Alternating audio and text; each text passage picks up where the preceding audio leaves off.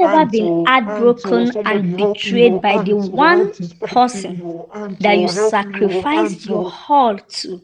You sacrificed everything. You gave up everything, including your dignity, for this person. This person is not just any person. This person is someone you called your husband. Have you ever been through such pain before? How does it feel? I guess this is the plight of Lola. Thank you, my wonderful subscribers, my returning subscribers. Thank you so much for tuning in once again. Welcome to my channel. Please, if you haven't subscribed yet, hit on the subscription button to subscribe and also hit on the notification button to always get notified whenever I post videos. Thank you as you watch. Lola heart raised as she stood frozen at the bedroom door, her hands trembling. There on her own matrimonial bed was Kunle, her Kunle with Aduni, the wealthy CEO he worked for, his boss. Aduni laughter echoed through the room, a sharp reminder of everything Lola had lost. Tears borrowed her vision, but she couldn't look away still. Kunle didn't even flinch nor feel remorse. He had become a man she no longer recognized.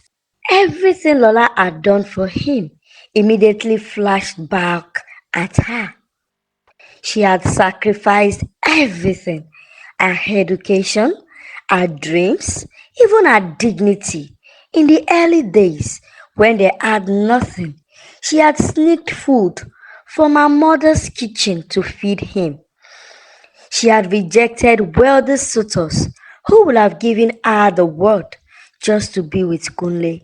She dropped out of school so Kunle could continue his studies. Her mother, Mrs. Kemi, had warned her severally. She begged her to be cautious, but Lola had been too in love.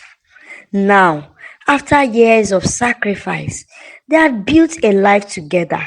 They had two beautiful children, a modest home, and she thought they were happy. But everything changed when Aduni entered the picture. Aduni, who was so wealthy and beautiful, the CEO of the company where Kunle works, had swept Kunle off his feet. She showered him with gifts, money, promotions, and promises of a better life, and Kunle had fallen so hard. Lola's suspicions had started when Kule began staying out late at night without explanation, his once warm affection replaced by cold indifference. She comforted him one night, her voice shaking as she asked, Kunle, are you seeing someone else?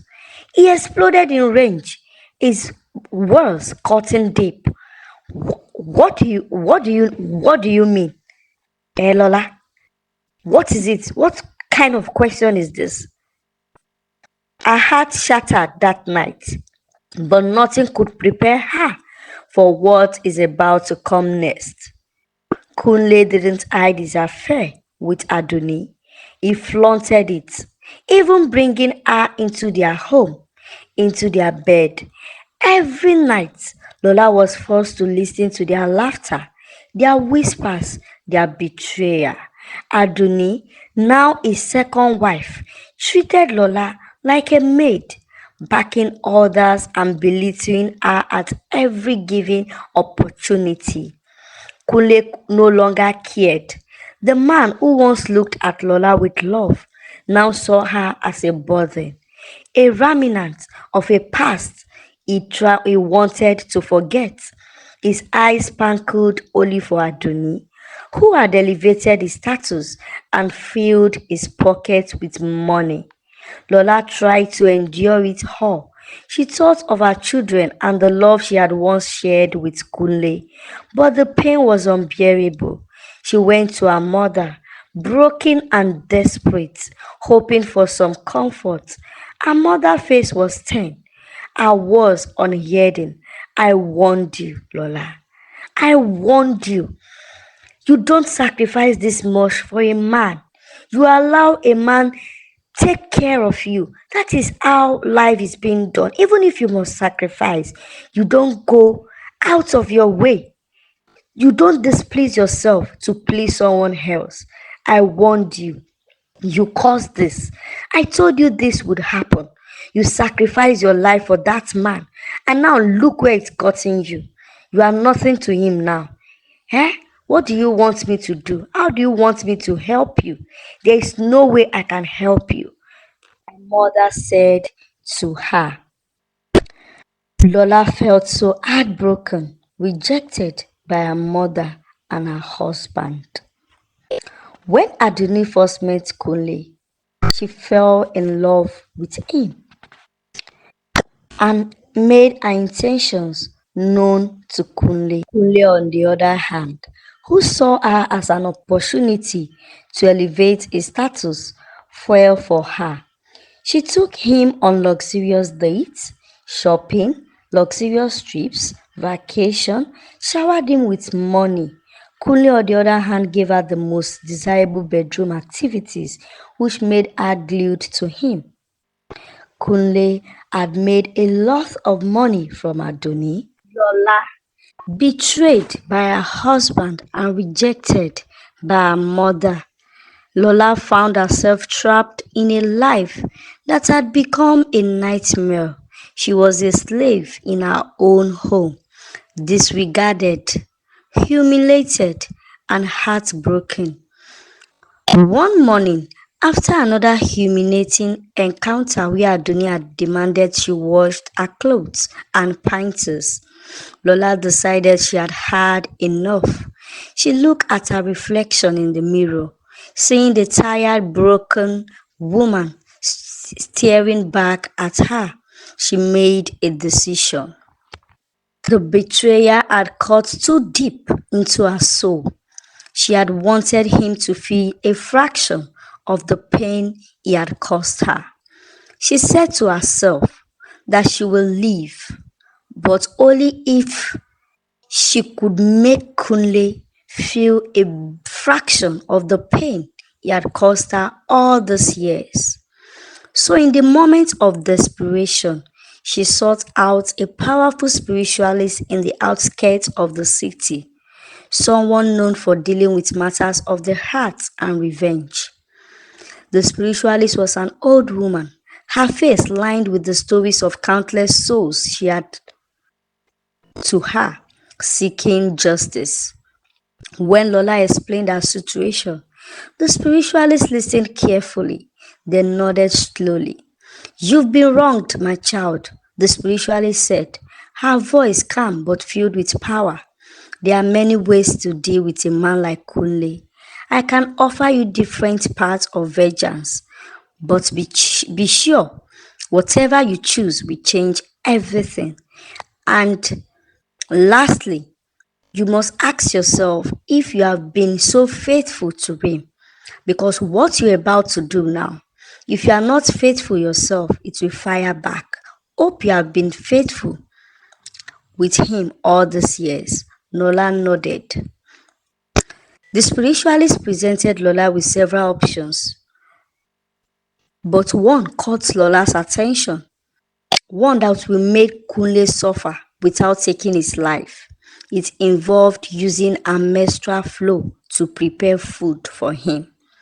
The spiritualist assured her that this heart will bind him to endless suffering, making him feel pain that no one else could see nor understand.